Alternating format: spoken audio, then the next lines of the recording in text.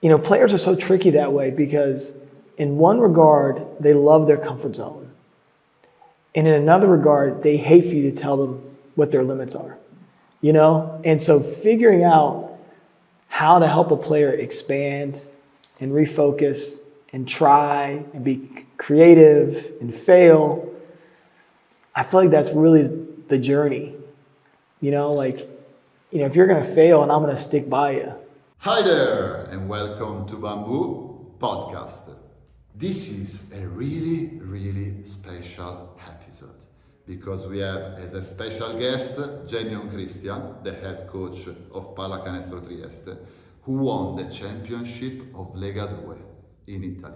This is the third part of the series, so if you lost the former ones, I suggest you to go on my channel in order to look for them.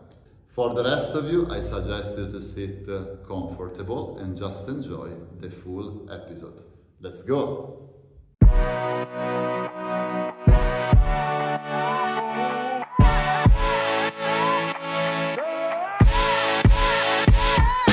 Sei pronto a risvegliare il leone che è dentro di te? Io sono Alessandro Candusso e benvenuto su Bamboo Podcast. Assieme esploreremo la mentalità e le strategie che ti permetteranno di raggiungere la tua definizione di successo. Non importa che tu sia un giocatore di pallacanestro che vuole arrivare in Serie A o un freelancer che vuole guadagnare di più, che tu voglia trovare la tua prima ragazza o che tu voglia migliorare la tua autostima. Sei nel posto giusto. If there is something that, every time I go to this group meeting, I am so exhausted when I get home. To me, that's a sign to say that should be probably a no. Because I'm expending so much energy to perform this task.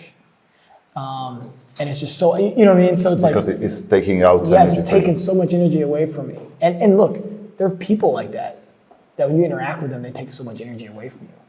And I'm like a big believer in you have to, people say protect your peace, and I say protect your energy. Because I want my energy to be turned on for the right people at the right times. Excuse me. And I think so many times people take your energy away, they zap your energy, and it's just really hard to get that back. I see that, I experience it. There are some kind of people where I see that I lose all my energy. Like with you, for example, I see that my energy increase. Like I was anxious before this podcast, before this conversation. And while I'm talking to you, I see that my presence is growing. I feel more here. I feel more empowered. And that's, I think, because you are this kind of person that is resonating with me and this building energy. There are other people where if I'm spending time with, I feel that I get dragged down. Yep. And that's huge because it impacts my whole day in front of me. Yeah. So it's not just the conversation that you are having, it's the whole thing that you are losing later. If you are open and if you are grateful, yep, you see possibilities. Yeah. There are possibilities in front of us. A coach that I know is saying, the most important conversation is the one with the person in front of you. Yeah. And that's huge. And if you are not open to it, if you are not grateful for what you have, if you don't have this kind of level of energy, you cannot evaluate this conversation. Yeah. You know what? I'm going to add to that because I'd say the most important conversation you're having is the conversation you're having with yourself. Okay. And that allows you to be present in the conversation that you're having with somebody else. That's another layer in this one. Yeah, the idea of self-talk and what we say to ourselves. It's so important. And I don't know if it gets enough credit. When you wake up in the morning, what you tell yourself and how you say it to yourself. There's so many people that I'm sure you work with, I work with teams as well. And they're telling me kind of, their story, and I'm thinking, man, this person has really bad self-talk to themselves. And I feel like unless we can get them to recreate their self-talk, it doesn't matter what I'm going to say to them.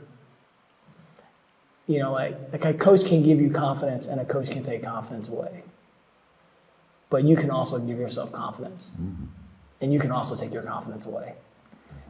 You know, With the self-talk. with the self-talk, and so the ability to, you know, hopefully, you know, like talking about being grateful, you know, hopefully this kind of mindset like takes over as the day goes on for our players, having the right conversation with themselves, right? And so, example to the people that are listening, like, how do I have the right conversation with myself?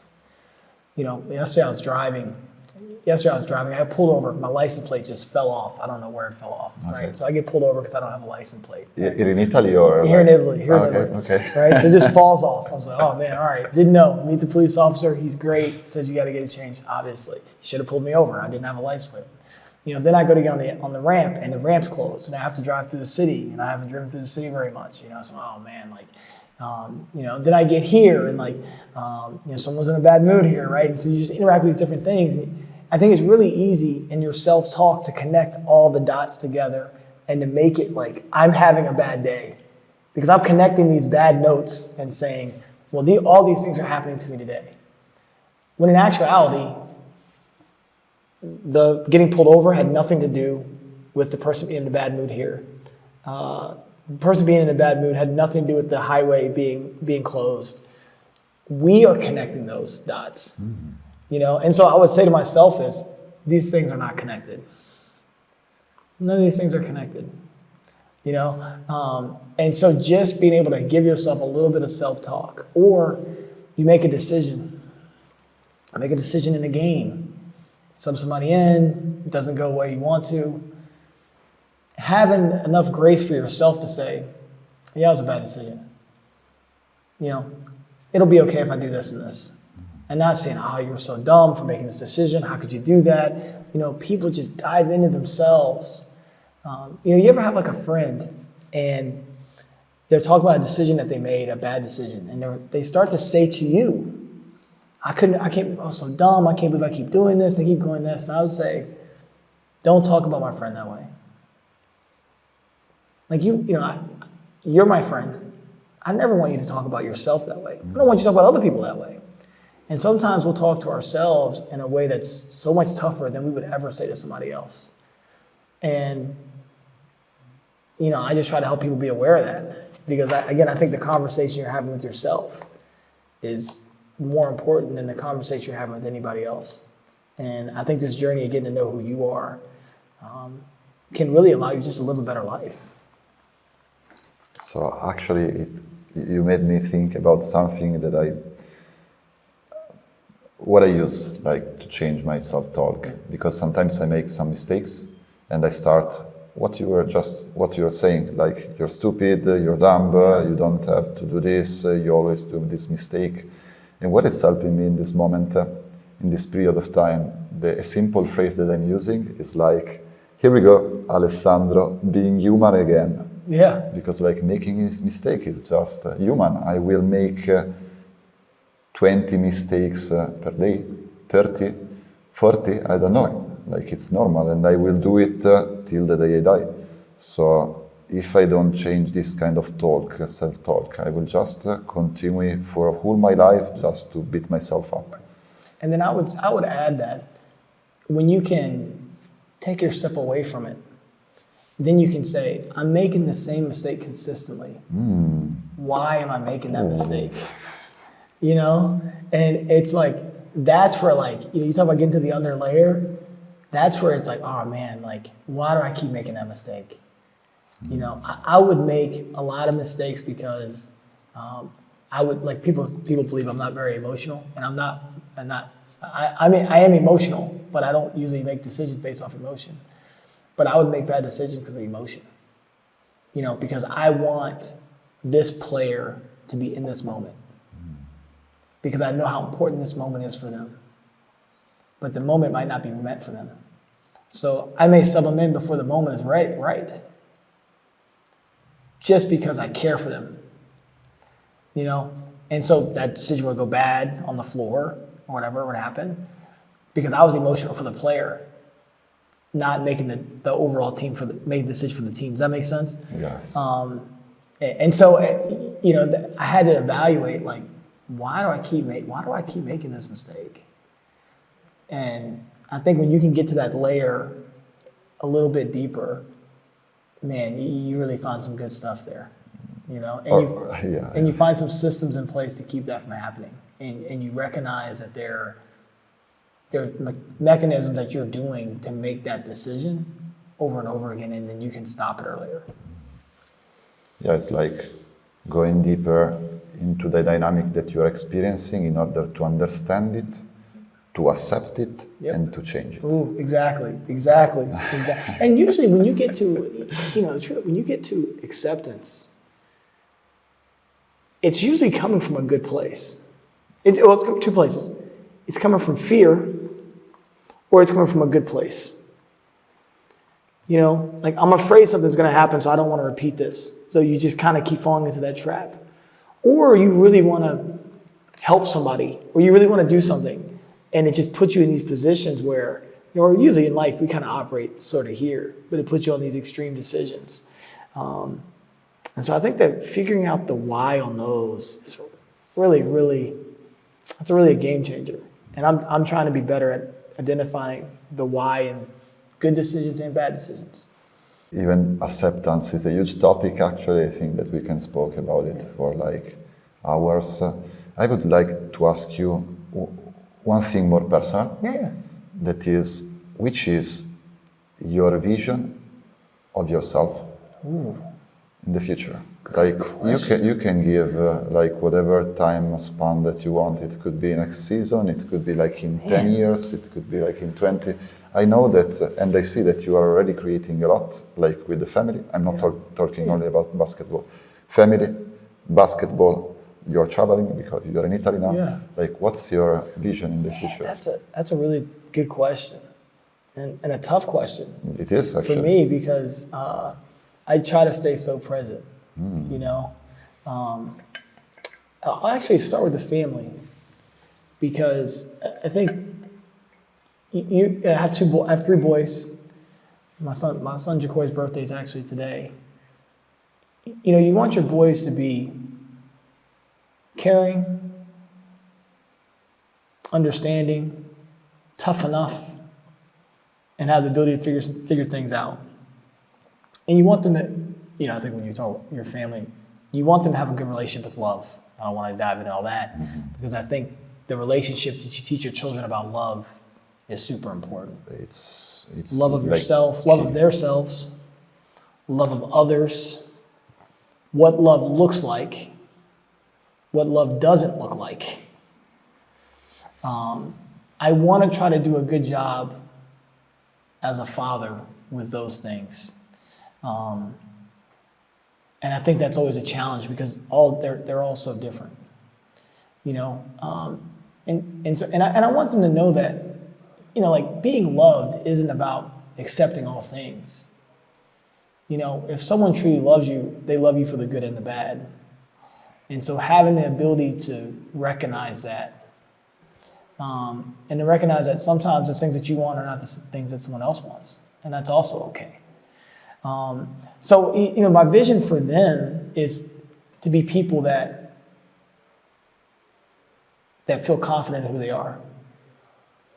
And I don't know if they'll be people pleasers. I don't know that. I would never put that kind of pressure on them. But I want them to know that whoever they are, we will love. My wife, she's had 2 kids in 2 years, basically.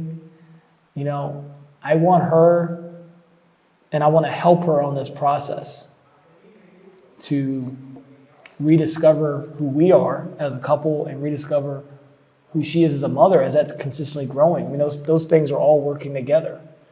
They're not isolated, and they're ever changing. And so the challenge for us is finding a way to continue to build together side by side as these forces of nature are happening. I'm in Italy, she's in Maryland sometimes, and I think this year we actually found a good pathway to do that, and I just know we're gonna have to continue to try to find the pathway to do that. I don't know what that'll look like, but I know we'll be together through all of it as we'll continue to figure it out. It's a little bit easier for me to kind of talk about the future on the personal side, because I think, I have a vision of what I want that to look like. On the basketball side, it's really difficult, because I think and I believe this, if we can do all the things that I believe in, I don't know how good we can be. And I don't say that like, oh, how good can we be? I say that like, there are no limits. There are no limits to players improving on a day-to-day basis personally and as people and as players. There's no limits to that. There's no limits to building a competitive spirit in someone if they haven't had that before. There's no limits in creating an environment where guys are constantly improving, constantly wanting to be here, constantly wanting to be around one another. There's no limits in the environment where you have great trust, you're always all in, you're super present in the moment, you're connected, and you compete on a day-to-day basis. Like, there's no limits on those things. And so I don't know what that looks like in 5 years, because if we consistently improve on that process with the right people, there are no limits. There are no limits to that kind of mindset and that kind of opportunity. And so I kind of give you both things on the personal side and the basketball side. And on the personal side, it's like obviously lean a little bit more into some depth there, because that's a responsibility that I have as a parent that I don't have control over. I don't have complete control over my children. You have to learn to let go of the control. Yeah. That's one huge thing of being a parent, I think. Yeah, it's in how to hold a standard on certain things and how to allow them to be who they are on other things. But I think if we can do it together, and give them a good representation of what it should look like and feel like, and create an environment where they always feel super supported. It doesn't mean everything's going to be great, but it does mean that when things go wrong, they know they have a background of people that are going to always be there for them. And I think that's what you want for your children. And talking about basketball, there was just a question that came into my head. One is like an observation, that is like, if you have this kind of mentality where players can always grow, and if you help them with the right tools to make them grow, you can build really something really huge. Because a player, the majority of the time, is the player that he was 5 minutes before. Yeah. But you don't have any oblige, or I don't know how to say it in English, but any due to the player that you were 5 minutes before. Yeah. So if you are able to have the right tools to change, you can change even really fast. Yeah, it's a beautiful thing, because it's so funny. I encountered that a lot this year. Where I'd have a player say, I do this and this. Yeah. And I would say, well, I think you can do this, this, this, and this. And they would say, no, I do this and this. And I'm like, no, I think that's the nature of coaching, though. And sometimes it is, yes, you do this and this. That is the answer sometimes. It's not, the answer isn't always to add, sometimes it's to subtract. But it's this viewpoint where you're sitting back and watching and observing, and you're just seeing a component in their human spirit, or a component in their competitive spirit, where they can be enhanced. Players are so tricky that way, because in one regard, they love their comfort zone. And in another regard, they hate for you to tell them what their limits are, And so figuring out how to help a player expand and refocus and try and be creative and fail, I feel like that's really the journey. If you're going to fail and I'm going to stick by you. Like I told a player this year, I said, look, just go in the game. Look, you can go 0 for 8 in the game. Just go 0 for 8. I'm going to still play you. He never went 0 for 8, actually. He actually made a lot of the shots along the way, and shot, I think, 40% from 3 the rest of the way. It's like, look, I'm not taking you out. You got no limits. You got 0 for 8, 0 for 9, 0 for 10. Just go. You just take the shots that you think you can make, and we'll see where it goes. And I think that's, important to be able to, truly understand that's how growth sort of works. God, it's so interesting though with players, because you said, they are who they were 5 minutes ago. Yeah. And I think the ability to communicate it and the ability to, again, encourage the behaviors that you think allow them to be their very best, and encourage behaviors you think can allow the team to be its very best. It's really essential. We are here. You are here, and you are talking to Jamion, to Jay, of 15 years old Jamion. Ooh.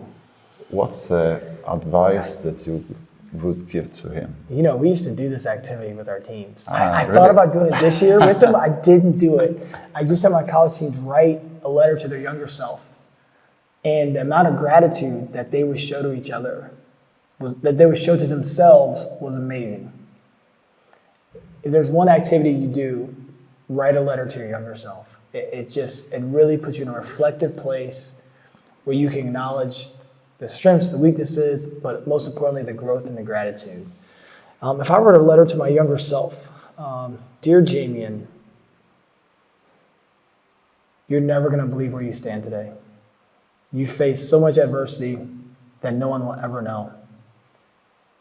You've impacted way more people than you ever thought you could impact. You've shown toughness and grace in situations that require toughness and grace. You've forgiven people that maybe should never have been forgiven by others. You're a father with 3 amazing kids who you love. You're a husband to an amazing wife who you make better every day, and she surely makes you better every day at the highest level. You probably wouldn't be here without her.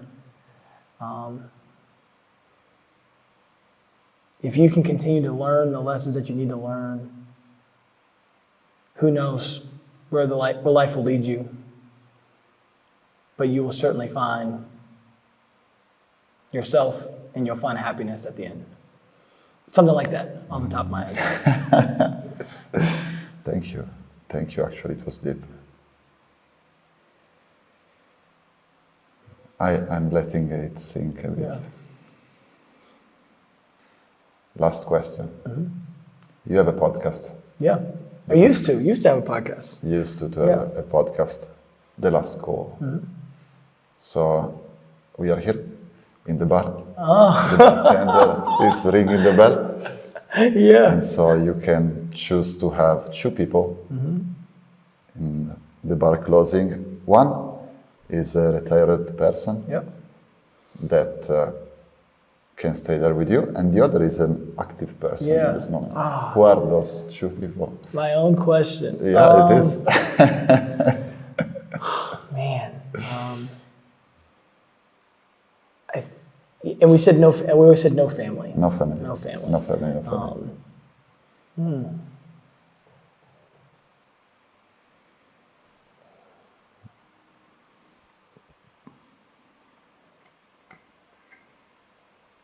Really, that's a good one. People would do this on my podcast, and I'd be like, "Didn't you know I was going to ask you this question?" Like, and now I'm here pausing.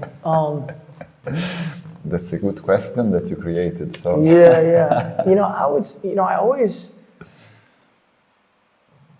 a couple guys that I want to give one name. Number one, like a guy like Kevin Garnett. I'm putting him in the retired category. Kevin Garnett and Dennis Rodman are 2 of my favorite players of all time. I love what KG's doing with his new platform. I love how he's able to communicate his passion for basketball. And I just think he'd have incredible stories to share, incredible intensity. And then, who's active?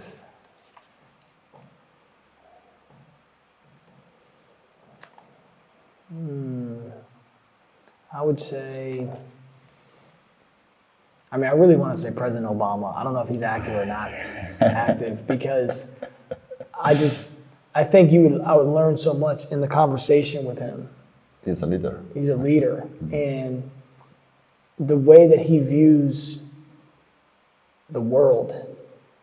You're a president, you're sitting behind that desk.